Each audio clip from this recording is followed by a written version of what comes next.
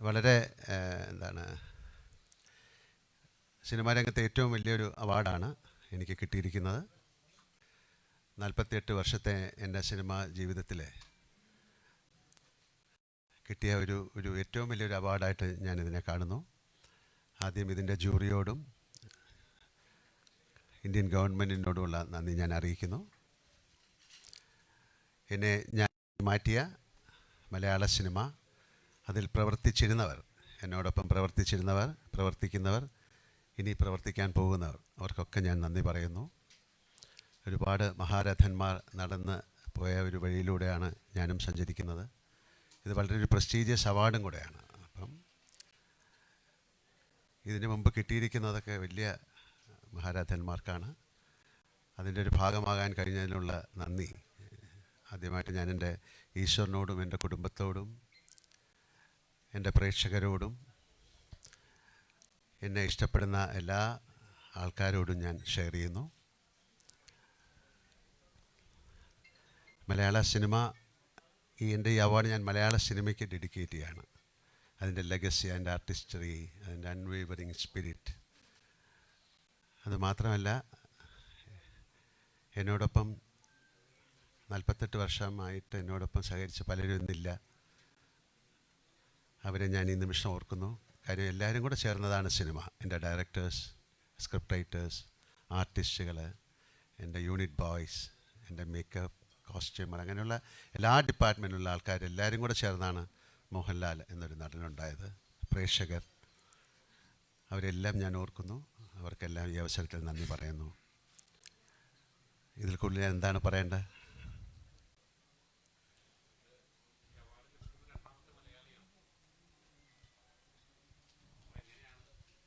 ഞാൻ പറഞ്ഞല്ലോ, രണ്ടാമത്തെ മലയാളി ഒന്നാമത്തെ മലയാളി എന്നുള്ളതല്ല. ഈ അവാർഡ് ഒരു ഇന്ത്യൻ സിനിമയിലെ ഏറ്റവും വലിയൊരു അവാർഡ് ഈ മലയാള സിനിമയ്ക്ക് കിട്ടിയതിൽ ആണ് എനിക്ക് ഏറ്റവും വലിയ സന്തോഷം. അതിൻ്റെ ഒരു ഭാഗമാകാൻ കഴിഞ്ഞു, ആ ഫ്രറ്റേണിറ്റിയിൽ വർക്ക് ചെയ്യാൻ കഴിഞ്ഞു. ഇത് ഇന്ത്യൻ സിനിമയ്ക്കുള്ളൊരു അവാർഡായിട്ടാണ് ഞാൻ വിശ്വസിക്കുന്നത്.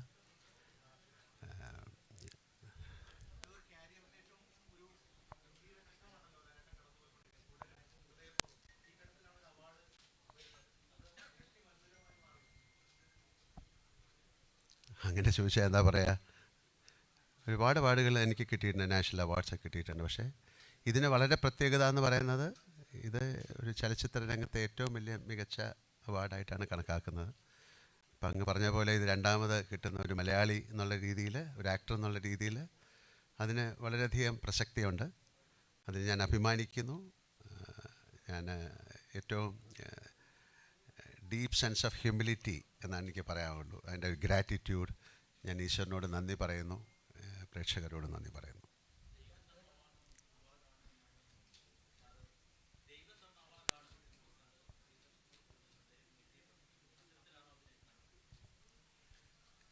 ഈശ്വരൻ, ദൈവം എന്ന് പറഞ്ഞാൽ ഒരു ഒരു കോൺസെപ്റ്റിലാണ് ഞാൻ പറഞ്ഞത്, അല്ലേ? നമ്മൾ ചെയ്യുന്ന ഒരു പ്രവൃത്തി, 48 വർഷമായിട്ട് ഞാൻ പ്രവർത്തിക്കുന്ന മേഖല എനിക്ക് ഈശ്വരൻ തന്നെയാണ്. അപ്പോൾ അതിൽ നമ്മൾ എങ്ങനെയാണ് ഈശ്വരനെ കാണുന്ന ഒരു പ്രാർത്ഥന പോലെയാണ്. അപ്പോൾ അതിൻ്റെ ഒരു ഫലമായിട്ട് ഞാൻ അതിനെ കാണുന്നു. അപ്പോൾ അതുകൊണ്ടാണ് ഒരു ഈശ്വരൻ തന്ന അവാർഡെന്ന് പറഞ്ഞത്.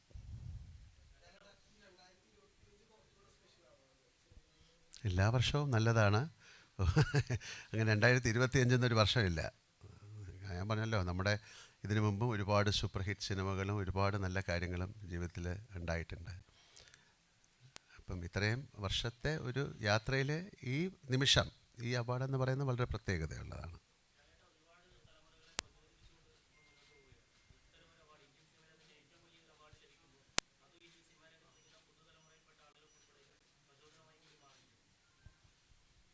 അത് തീർച്ചയായിട്ടും അങ്ങനെ അങ്ങനെ കണക്കാക്കാം. എനിക്കാണത് കൂടുതൽ.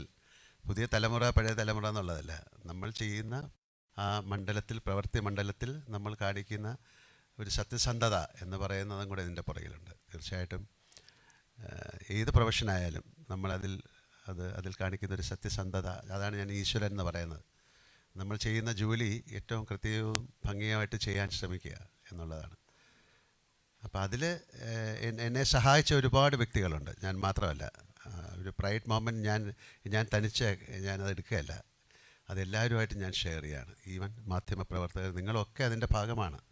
എൻ്റെ 48 വർഷത്തെ വളർച്ചയിൽ നിങ്ങളൊക്കെ സഹകരിച്ചിട്ടുണ്ട്. ഒരുപാട് സൗഹൃദമുള്ള ആൾക്കാരുണ്ട് ഇവിടെ, പലരുമുണ്ട്. പലരും മറഞ്ഞുപോയി, അവരൊക്കെ ഈ സമയത്ത് ഞാൻ ഓർക്കുന്നു.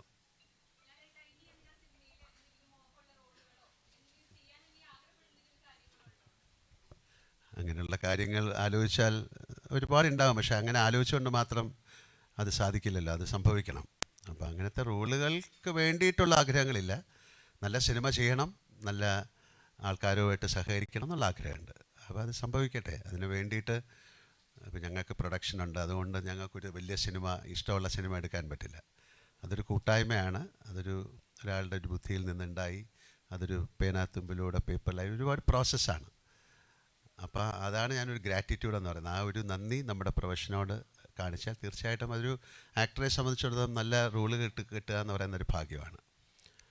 അപ്പോൾ എന്നെ സംബന്ധിച്ചിടത്തോളം അങ്ങനെ ഒരുപാട് ഭാഗ്യങ്ങളുണ്ട്. ഇപ്പം ഒരുപക്ഷെ ഇന്ത്യയിലെ ഏറ്റവും വലിയ നടന്മാരോട് അഭിനയിക്കാൻ സാധിച്ച വളരെ അപൂർവം പേരിൽ ഒരാളാണ് ഞാൻ. പ്രേം നസീർ സാറായാലും, ശിവാജി ഗണേശനായാലും, നാഗേശ്വർ റാവു ആയാലും, അമിതാഭ് ബച്ചനായാലും, രാജ്കുമാർ സാറൊക്കെ ആയിട്ട് വളരെയധികം ബന്ധമുള്ള ഒരാളാണ്. ഇപ്പം Thikkurissy sir, SP Pillai sir, അങ്ങനെയൊക്കെ വളരെ അടൂർ ഭാ സാർ, അങ്ങനെ ഒരുപാട് ഗുരു കാരണവന്മാരുടെ സ്നേഹവും ഒരു ഗുരുത്വവും ഉള്ള ഒരാളായിട്ടാണ് ഞാൻ വിശ്വസിക്കുന്നത്. അപ്പോൾ അവരുടെയൊക്കെ ഒരു ബ്ലെസ്സിങ്സ് ഇതിൻ്റെ പുറകിലുണ്ടെന്ന് ഞാൻ വിശ്വസിക്കുന്നു. അതുപോലെ തന്നെയാണ് ഡയറക്ടേഴ്സും, അതുപോലെ തന്നെയാണ് എൻ്റെ കൊളീഗ്സും.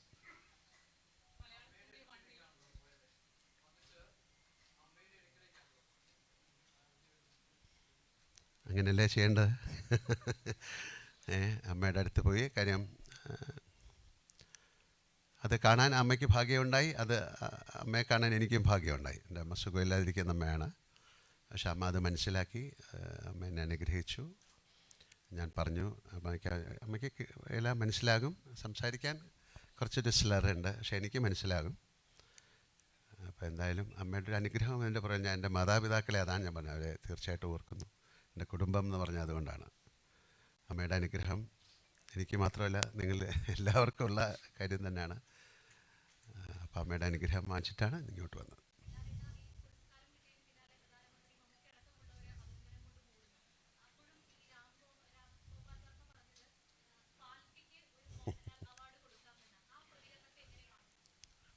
അദ്ദേഹം എപ്പോഴും വലിയ തമാശകൾ പറയുന്ന ആളല്ലേ അല്ലേ? അദ്ദേഹം അതിനെ ഏറ്റവും ഒരു ബ്ലാക്ക് ഹ്യൂമറായിട്ട് ഞാൻ അതിനെ കാണുന്നുള്ളൂ. അദ്ദേഹമായിട്ട് എനിക്ക് നല്ല സൗഹൃദമുള്ള ആളാണ്. അദ്ദേഹം ചെയ്തിരിക്കുന്നൊരു ഏറ്റവും വലിയൊരു സിനിമയിൽ അഭിനയിച്ച ആളാണ്. ഒരു കൾട്ട് ഫിലിമായിട്ട് മാറിയതാണ് കമ്പനി എന്നുള്ള ഫിലിം. അപ്പോൾ അന്ന് മുതൽ അദ്ദേഹം അത്രയും ഒരു ഹ്യൂമർ, അത്രയും ഒരു ബ്ലാക്ക് ഹ്യൂമറിൻ്റെ ആളാണ്. അപ്പോൾ എല്ലാവരും പറയുന്നതിൽ നിന്ന് വ്യത്യസ്തമായിട്ട് രാം ഗോപാൽ വർമ്മ ചിന്തിച്ചു പറഞ്ഞു എന്നേ ഉള്ളൂ. അദ്ദേഹം അത് വളരെ സീരിയസ് ആയിട്ടൊന്നും മീൻ ചെയ്തതായിട്ട് ഞാൻ വിചാരിക്കുന്നില്ല.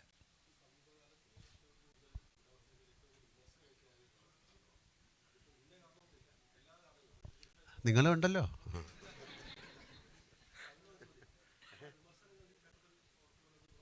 അതൊക്കെ വിമർശനങ്ങൾ ആ സമയമല്ലേ, ഞാൻ ഇതെല്ലാം എൻ്റെ തോളത്ത് ഏറ്റി നടക്കുന്ന ഒരാളല്ല.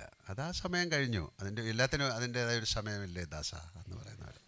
ഇപ്പം അതൊക്കെ മറക്കൂ. ഇപ്പം ഈ പ്രസൻറ്റിൽ ഏറ്റവും നല്ല സന്തോഷത്തിൻ്റെ സമയമാണല്ലോ. അപ്പോൾ ആ പുറകിലേക്ക് എന്തിനാ ചിന്തിക്കുന്നത്? നമുക്ക് മുന്നോട്ട് ചിന്തിക്കാം. മുന്നോട്ടും ചിന്തിക്കേണ്ട, പ്രസൻറ്റിൽ ചിന്തിക്കാം.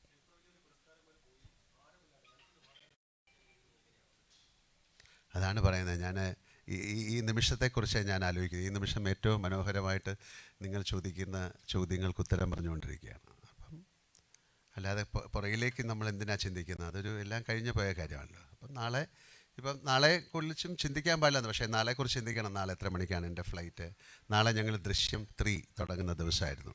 നാളെ ഞങ്ങൾ രാവിലെ തുടങ്ങും. അത് കഴിഞ്ഞ് എനിക്ക് ഉച്ചയ്ക്ക് പോകണം. എന്ത് ഡ്രസ്സ് ഇടണം, അങ്ങനെയൊക്കെയുള്ള കാര്യങ്ങളുണ്ടല്ലോ. അതൊക്കെ ആലോചിച്ചുകൊണ്ടിരിക്കുകയാണ്. എന്നിട്ട് അവിടെ 23rd ഏറ്റവും വലിയൊരു പ്രസ്റ്റീജിയസ് മൊമെൻ്റ് അല്ലേ, അവിടെ ആ ഡയസിൽ പോയിട്ട്. ഇതിനു മുമ്പേ ഞാൻ വാങ്ങിച്ചിട്ടുണ്ട്. എനിക്ക് ഏതാണ്ട് 5 പ്രാവശ്യം കിട്ടിയിട്ടുണ്ട്. ഏതാണ്ട് 5 പ്രാവശ്യത്തോളം, 5-ൽ കൂടുതൽ, 7-8 പ്രാവശ്യം ടൈ വന്ന് പോയിട്ടുണ്ട്. അപ്പോൾ ആ സ്ഥലവും പരിസരമൊക്കെ എനിക്കറിയാം. എന്നാലും അവിടെ പോയി അത് വാങ്ങിക്കും. എൻ്റെ കുടുംബമൊക്കെ ആയിട്ട് പോയി വാങ്ങിക്കുകയും എൻ്റെ സുഹൃത്തുക്കളുമായിട്ടൊക്കെ പോയി വാങ്ങിക്കുകയും അത് എത്രയോ ആൾക്കാർ കാണുകയും അതൊക്കെ ചെയ്യുന്നൊരു മൊമെൻ്റ് എന്ന് പറയുന്നത് വളരെ, എന്നെ സംബന്ധിച്ചിടത്തോളം വലിയൊരു എന്താ പറയുന്നത്, ഒരു സന്തോഷത്തിൻ്റെ സമയമാണ്. എന്താ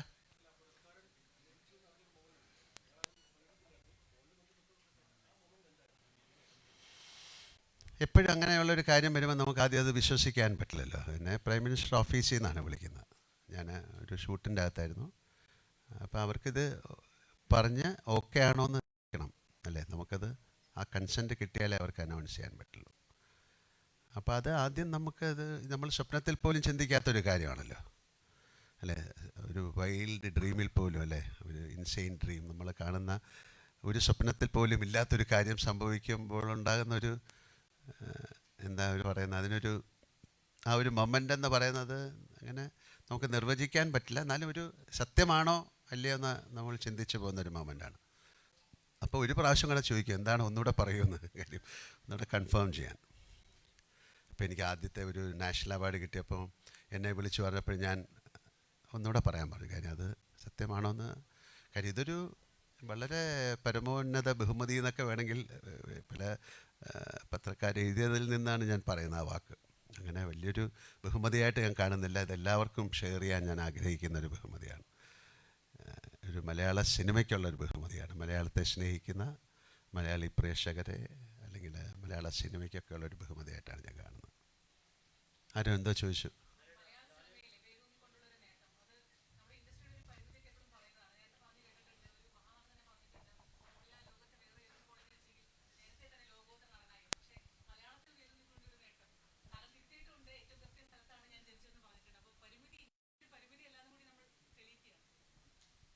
അങ്ങനെ പരിമിതികളൊന്നും ഇല്ലല്ലോ. സിനിമയ്ക്ക് ഒരുപാട് ഓപ്പണിംഗ് ആണല്ലോ ഇപ്പം. ടെക്നോളജി മാറി, പഴയ സിനിമ പോലെ അല്ലല്ലോ ഇപ്പം. മലയാള സിനിമ എന്ന് പറയുന്ന എല്ലാ ഭാഷയിലും ഡബ് ചെയ്ത് വരുന്ന സിനിമയാണ്. അത് ഇന്ത്യയിൽ മാത്രമല്ല പുറത്തേക്കുള്ള ഇപ്പോൾ ഒരു സിനിമ വേണമെങ്കിൽ ഒരു 200 ഭാഷയിൽ ഡബ് ചെയ്യാനുള്ള മെക്കാനിസം ഉണ്ട്. അപ്പം ആ ഒരു ഗേറ്റ് ക്രാഷ് ആയിരുന്നു ഒരു പീരിയഡ്. അതൊക്കെ മാറി ഇപ്പം സിനിമ എന്ന് പറയുന്നത് പാൻ ഇന്ത്യൻ എന്നുള്ളൊരു കോൺസെപ്റ്റിൽ വന്നു. ഇപ്പം മലയാള സിനിമ തമിഴ് സിനിമ എന്നില്ല, സിനിമ എന്നൊരു ലാംഗ്വേജിലേക്ക് അത് മാറി. അതുകൊണ്ട് അത്തരം പരിമിതികൾ മലയാള സിനിമയ്ക്കില്ല. പക്ഷേ നമ്മുടെ കോണ്ടൻറ്റ് വൈസൊക്കെ വളരെ ശക്തമായ പ്രമേയങ്ങളുള്ളൊരു സിനിമ ഇൻഡസ്ട്രി ആയിട്ടിപ്പോഴാണ് മലയാളത്തിനെ കാണുന്നത്. അതിൻ്റേതായ ഒരു പ്രശ്നമുണ്ട്.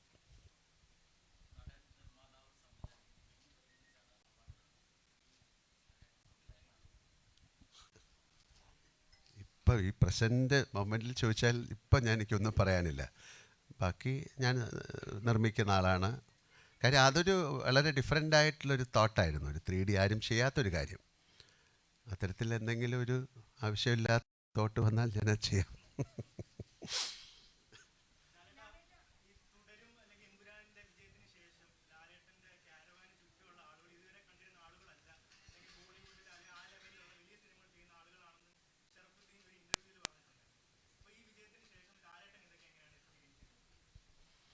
ഷറഫുദ്ദീനെ ഞാൻ അതിൻ്റെ അടുത്തൊന്നും കണ്ടില്ല. അങ്ങനെയല്ല, എപ്പോഴും അങ്ങനെയാണല്ലോ. വിജയം എന്ന് പറയുമ്പോൾ ഒരു സക്സസ്ഫുൾ ആയി മാറുമ്പോഴാണല്ലോ ഒരുപാട് അതിലേക്ക് ബാക്കി ആൾക്കാർ ഓടിയെത്തുന്നത്. സിനിമ ഒരു വിഷ്യസ് സർക്കിളാണ്, ഒരു മാജിക്കാണ്. നമുക്കതിനെക്കുറിച്ചൊന്നും പറയാൻ പറ്റില്ല. 2 സിനിമ സക്സസ് ആയാൽ അത് ഭയങ്കരമായിട്ട് എലിവേറ്റ് ചെയ്യും. ഒരു സിനിമ മോശമായാൽ അത് വീണ്ടും താഴേക്ക് വരും. അതൊരു പ്രത്യേക ഒരു സൈക്കിളാണ്. അപ്പോൾ അതിൻ്റെ അകത്ത് 48 വർഷം നിൽക്കുക എന്ന് പറയുന്നത് ഒരു വലിയ സർക്കസാണ് അല്ലേ. അതൊരു സർക്കസ് പോലെയാണ്. നമ്മൾ ട്രപ്പീസ് അല്ലേ, അത് വളരെ വിദഗ്ധമായിട്ട് നമ്മളെ താങ്ങി നിർത്താൻ ഒരുപാട് പേര് ഉണ്ട്, നമ്മുടെ കൂടെ സഞ്ചരിക്കുന്ന ഒരുപാട് പേരുണ്ട്. അതുകൊണ്ടാണ് നല്ല സിനിമകൾ ഉണ്ടാകണമെന്ന് പറയുന്ന ഒരു ആർട്ടിസ്റ്റിന്. അപ്പോൾ അങ്ങനെ തുടരും. അതെൻ്റെ ജീവിതത്തിലെ ഏറ്റവും വലിയൊരു സിനിമയായിട്ട് മാറി. വളരെ സക്സസ്ഫുൾ ഫിലിമാണ് എമ്പുരാൻ, അതുപോലെ ഹൃദയപൂർവ്വം. ഇനി വരാനിരിക്കുന്ന സിനിമ എല്ലാം മഹത്തരമായ സിനിമ എന്നൊന്നും ഞാൻ അവകാശപ്പെടുന്നില്ല. അതിലും അത്തരം നല്ല സിനിമകൾ ഉണ്ടാകട്ടെ എന്ന് പ്രാർത്ഥിക്കാൻ പറ്റുള്ളൂ.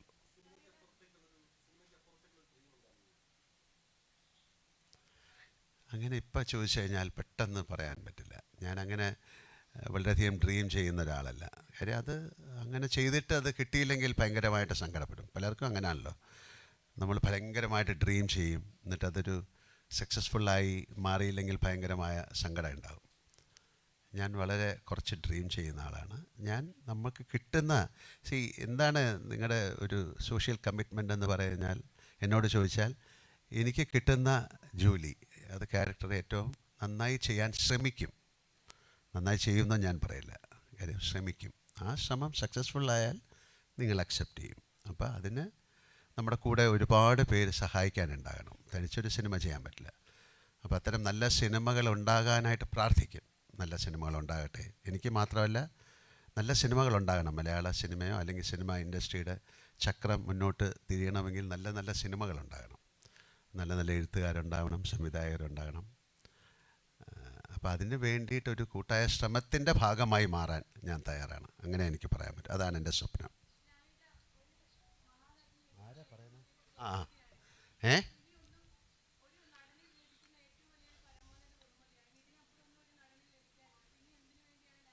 അയ്യോ, അങ്ങനെയാണോ? അങ്ങനെ ഇതിന് അപ്പം ഞാൻ പിന്നെ എന്താ ചെയ്യേണ്ടത്? എനിക്കിത് ഈ ജോലിയല്ലാതെ വേറൊന്നും അറിയില്ല. അങ്ങനെ പരമോന്നത ബഹുമതി അങ്ങനെ ഒരു നടന് ലഭിക്കാവുന്ന ഏറ്റവും വലുതെന്നൊന്നുമില്ല.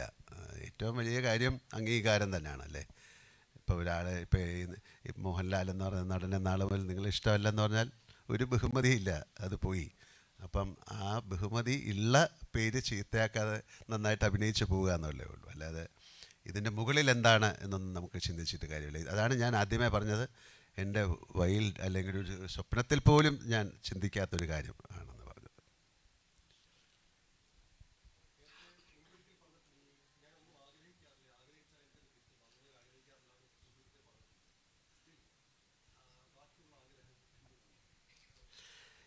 മുമ്പൊരിക്കൽ പറഞ്ഞ കാര്യം ഇപ്പം എന്നോട് ചോദിച്ചാൽ ഞാൻ വേറെ തരത്തിൽ പറയും. അന്ന് മുമ്പൊരിക്കലല്ലേ? അല്ല, ശരിക്കും സത്യമായിട്ടാണ് ഞാൻ പറഞ്ഞ കാര്യം ഒരിക്കൽ കൂടെയാണ് ഞാൻ പറയുന്നത്. അങ്ങനെ പ്രത്യേകിച്ചൊരു വലിയ ഡിസയർ ഇല്ല. അതാണ് ഡിസയർ എന്ന് പറയുന്നത്.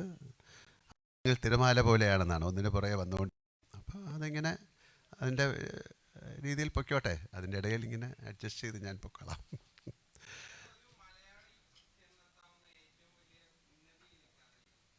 അങ്ങനെ മലയാളി എന്നില്ലല്ലോ സിനിമയിൽ. അതാണ് സിനിമ എന്നുള്ള ഒരു, ഞാൻ പറഞ്ഞ ഒറ്റ ലാംഗ്വേജേ ഉള്ളൂ. ഞാനിവിടെ അതിൻ്റെ ഭാഗമായെന്നേ ഉള്ളൂ. അതിൻ്റെ ഏറ്റവും ഹയ്യസ്റ്റ് അങ്ങനെയല്ല, ഒരു പിനാക്കിൾ എന്ന് പറയുന്നത് ഇല്ലല്ലോ. ജനിത്ത് എന്നൊക്കെ ഒരു വാക്കാണ്. ഏറ്റവും ഹയ്യസ്റ്റിൽ പോയി കഴിഞ്ഞാൽ പിന്നെ എന്ത് ചെയ്യുക? ഞാൻ ഇവിടെ താഴോട്ട് ചാടാം. അങ്ങനെ പറയാൻ പറ്റുള്ളൂ. അല്ലാതെ അതിൻ്റെ ഏറ്റവും വലിയ ഉന്നതി എന്നൊന്നും ഞാൻ ഇതിനെ കാണുന്നില്ല. അതാണ് ഞാൻ പറയുന്നത്.